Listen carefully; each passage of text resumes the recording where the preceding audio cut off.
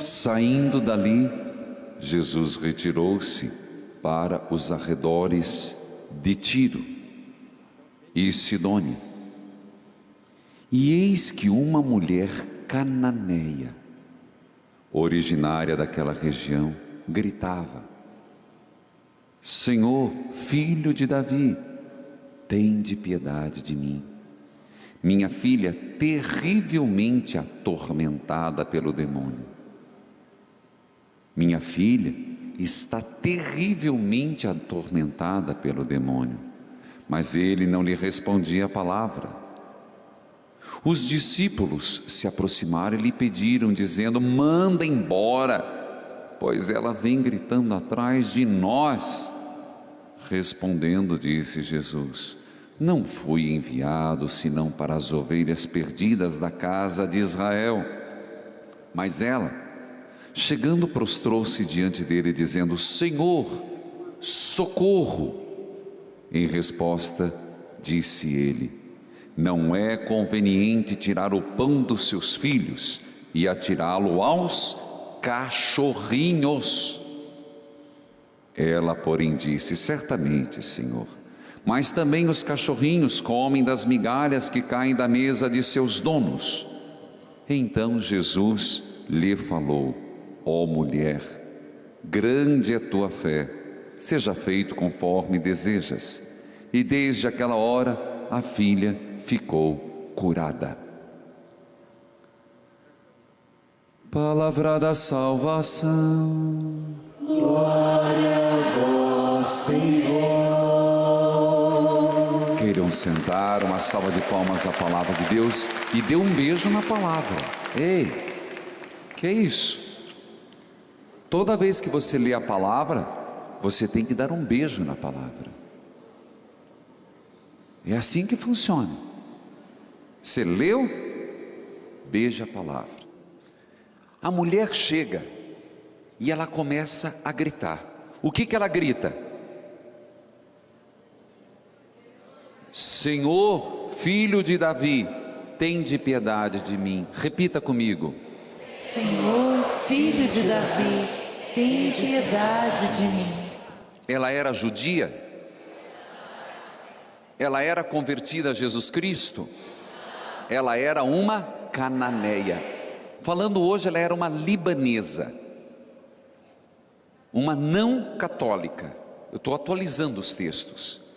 Agora eu pergunto primeiro para você: como que uma mulher que não é cananeia, que não é judia, uma mulher que não fazia parte do grupo de Jesus, chega para Jesus e fala um texto com tamanha propriedade: filho de Davi? Ora, havia uma briga terrível entre os cananeus e os judeus. Como é que uma cananeia atribui a um homem um título messiânico de alguém que não era da sua religião, era inimigo? Filho de Davi. Davi era judeu? Era. Davi era o exemplo do rei judeu. Uma pessoa que não era judaica, odiava os judeus, se podia quebrava o pescoço dos judeus, usa para Jesus um termo judeu. Você vai dizer por quê? A resposta está logo depois. Vamos, o que é que ela disse? Qual foi a... Gritava o quê? Repitam. Filho de Davi, tem piedade de mim. Mais uma vez, qual era o grito dela? Senhor, filho de Davi, tem piedade de mim. Ótimo, ali tem um título messiânico. Por que ela dizia: Jesus, filho de Davi, tem de piedade de mim? Continue o texto. Minha filha está sendo cruelmente atormentada por um demônio. Ah, bom. Tem algo de interessante aí. O coração de mãe e a necessidade não conhece distinção de raça. Quando realmente chega a hora, quando realmente chega o momento em que nós nos sentimos angustiados, a gente não fica botando reparo se o outro é de classe social diferente, se o outro é americano, brasileiro, se você é de A, de B. Na hora em que a coisa aperta, você grita, não é verdade? Na hora em que você precisa, você clama. Por que essa mulher que era cananeia reconhece em Jesus? Pela necessidade, o sofrimento da filha. Entenderam, mães? Entenderam, pais?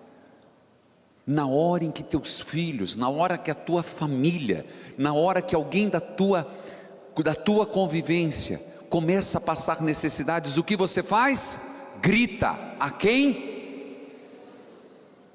Gente, vamos levar a sério isso. Na hora em que as coisas começarem a dar errado na tua vida, na hora em que você sentir que está perdendo as rédeas, quando as coisas estão escapando da tua mão, você tem que gritar: Jesus, filho de Davi, tende piedade de mim. Jesus, filho de Davi, tende piedade. Jesus, filho de Davi, tende piedade de mim. Jesus, filho de Davi, tem piedade de mim. Porque minha filha, porque meu filho, porque minha família, porque minha vida, porque meu casamento, porque nós estamos sucumbindo. Qual é ela? Porque ela diz: porque minha filha está sendo atormentada por um demônio. Ah, Jesus, então é um exorcismo? Então é um espírito maligno? Então é um demônio? Uma força contrária a Deus? Poxa, então tem isso, padre? Ora, não sou eu que estou falando, é o texto. Não sou eu que estou falando, é o texto, é o evangelista Mateus. Então o que a gente já pode tirar por aí? Jesus é o bom pastor? É. Jesus é o bom pastor? É o filho de Davi? Na hora em que nós nos sentimos ameaçados, na hora em que nós nos sentimos em profunda tribulação, a quem recorrer? Ao filho de Davi, ao bom pastor. Pois bem, mas tem algo interessante a mais. Como continua o texto? Mas não respondia nada. Para quem a mulher gritava? Qual foi a primeira atitude de Jesus? Que mal educado, né? E isso não é tudo, ele vai ficar pior. Jesus respondeu para ela. Vamos continuar o texto. Esse silêncio de Jesus tem um propósito. Esse silêncio de Jesus é terrível. Gente, eu quero que você pare para pensar. Uma mulher gritando, quando tantas vezes nós saímos gritando: Jesus, tem de piedade de mim. Você vai na igreja, você vai na adoração ao Santíssimo, você faz novena, você se esforça, você se empenha. Quantas vezes você rezou terço, você fez ladainha, você fez adoração, você jejuou, você comungou, você foi visitar doente, você ficou a quaresma inteira se abstendo de alguma coisa, e Deus fica em silêncio. Já aconteceu isso com vocês? Com quem aconteceu? A hora que você vê uma pessoa ali definhando na cama, a hora que você vê alguém que está se perdendo, a vida econômica não vai dando certo, e você vai dizendo: meu Deus, filho de Davi, tem de piedade de mim. Jesus, bom pastor, eu não aguento mais, tem de piedade de mim. Tem um espírito mau que está prejudicando a minha família, tem algo que está destruindo tudo, está botando tudo a perder, e Deus fica em silêncio. Caramba, que silêncio é esse? É o silêncio do tempo oportuno. Esse silêncio de Jesus tem um propósito. Jesus não é mal educado. Não é que Jesus não escutou a mulher. Não é que Jesus não escutou. Ele simplesmente queria que a mulher amadurecesse na sua fé. O silêncio de Deus tem um propósito: levar a mulher a amadurecer a sua fé. Jesus ficou em silêncio com um único propósito: fazer com que essa mulher, nessa pedagogia da hora de Deus, e isso é importante, gente, porque eu e você passamos por ela, o silêncio. Jesus, filho de Davi, tende piedade de mim. Nessa hora, a mulher podia ter desistido, como a maioria de nós teríamos feito. Nessa hora, ela podia ter recuado, como a maioria de nós fazemos nas nossas orações. Quanto mais as suas orações forem importunas e perseverantes, tanto mais são agradáveis a Deus. Por que eu digo isso? Porque nessa hora, como na nossa vida tantas vezes, Deus não vai tomar atitude. Ele vai simplesmente parecer que nos ignora, parecer que não nos escuta, parecer que não dá atenção. Às vezes a gente pensa: será que isso é de Deus? Você já se fez essa pergunta?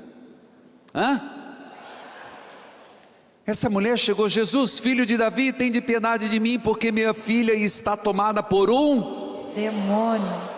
Às vezes nós chegamos para Deus e rezamos. Por isso que eu digo, se essa obra de Deus continua. São Gregório Magno diz que é muito fácil você saber se o que você está rezando é de Deus.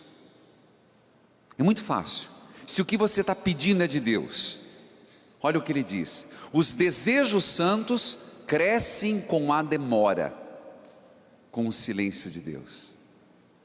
Se é desejo santo, o desejo, por mais que Deus silencie, ele cresce. Mas se os teus desejos diminuem com a demora, não são desejos autênticos de Deus, são meramente humanos e fúteis. Jesus,